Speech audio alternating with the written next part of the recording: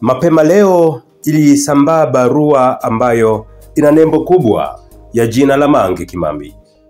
Barua hii ilionyesha kwamba imetoka ofisi ya Rais TAMISEMI, utawala za mikoa na serikali za mitaa maarufu kwa jina la TAMISEMI. Barua hii ilieleza mambo kadhaa, ikieleza kwamba inatoka TAMISEMI na kwenda kwa wakuu wa mikoa kutoa maelekezo fulani hivi ambayo kimsingi yalishangaza jamii ya Watanzania walio wengi.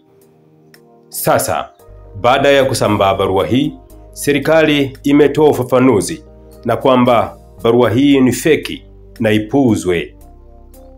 Baada ya barua hii ya serikali kutoka Habari Maelezo Television ikieleza kwamba wananchi wanatakiwa kuchukua hatua ama kuchukua tahadhari na barua ambazo zinasambazwa kwa namna moja ama nyingine bila kuwa na vyanzo vya uhakika. Ni barua ambayo imeleta mushkeli kweli kweli na ikitafakarisha kweli kweli.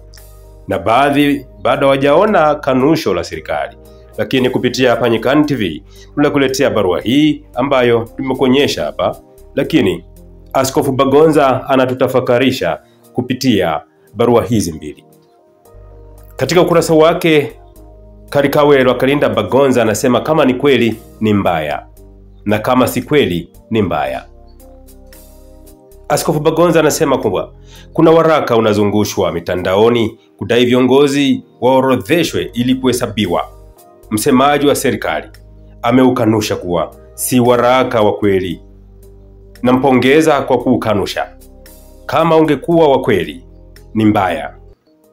Kama sio wa kweli, kama Msigwa anavyosema, bado ni mbaya. Kwa nini? Moja, kama kiongozi wa dini hamasishi kinachoitwa maandamano lakini unabifu na anayeorodhesha, itakuwaje? Pili, kama kiongozi hamasishi lakini mworodheshaji anabifu na dini ya kiongozi, itakuwaje? Tatu, Askofu Bagonza anasema kama kiongozi hamasishi lakini mworodheshaji anatafuta sifa, itakuwaje? Namba 4, Askofu Bagonza anauliza tena kwa kusema kama kiongozi hamasishi lakini mworodheshaji ndiye hamuungi mkono rais, itakuwaje? Namba 5, Askofu Bagonza anahoji kama kiongozi anahamasisha lakini mworodheshaji ni rafiki wa kiongozi akamuacha kwenye orodha, itakuwaje? Kuacha. 6, anasema kama kiongozi hamasishi lakini waumini wamehamasika, mworodheshaji atamworodhesha nani? Namba 7, Askofu Bagonza anahoji kwamba kama kiongozi hahamasishi, waumini hawahamasiki, lakini kwenye sanduku la kura wamehamasika, itakuwaje? Anasema kama waraka huu si kweli, bado ni mbaya, kwa sababu tayari wazo limezaliwa vichwani mwa wenye nia ovu.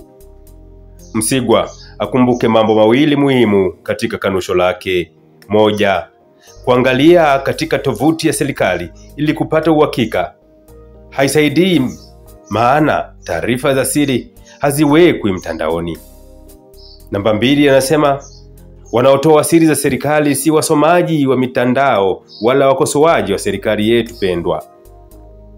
Wako na Msigwa huko serikalini, wanapiga na kupigiwa saluti. Turudi mezani. Kuwahesabu viongozi wa dini ni kuligawa taifa lililogawanyika tayari. Baada ya mawazo yake hayo, Enoki Mponzi anasema au tuiweke hivi, lisemwalo lipo kama alipo linakuja.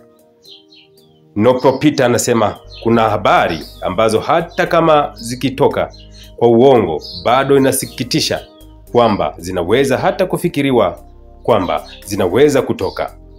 Yaani hata kwamba aliyetoa taarifa hiyo feki aliweza kutoa bado inasikitisha mno.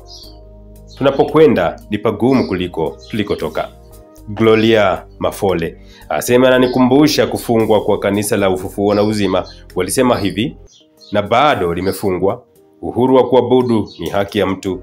Mjadala na mazungumzo ni jambo jema.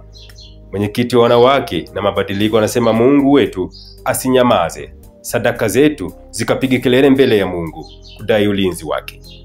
Salvatore anasema Baba Askofu Dr. Bagonza, nimekuwa mfuatiliaji mzuri wa machapisho yako sana.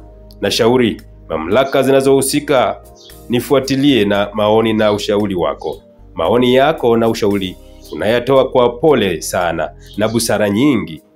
Ni wakati sasa wa kuyatekeleza yanayoshauriwa. Taifa letu ni la muhimu zaidi na la kwanza kuliko maslahi ya mtu mmoja mmoja. Mungu akubariki sana. Nuru Jacob anasema hii serikali hakuna kitu ambacho inaweza kukubali.